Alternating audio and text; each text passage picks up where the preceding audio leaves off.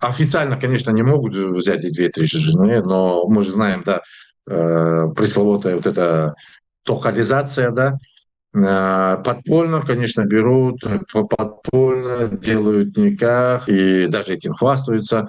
Естественно, игнорируют эту информацию. Я сколько об этом говорил, эту информацию доносил из Корана, что священнослужители это игнорируют, им важнее их интерпретация, что такие мусульмане, мужчины игнорируют. Почему? Ну, давайте честно быть в этом вопросе.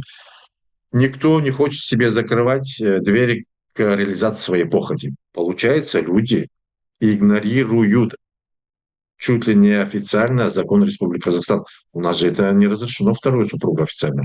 Ну, даже некоторые депутаты спокойно говорят там и насчет второй, третьей, четвертой жены, даже в законодательном органе. Разве это приемлемо? То есть на самом деле получается так. Человек может сказать, иметь в виду, мне наплевать на светские законы, я считаю, что мои законы, они выше, и я буду так себя действовать.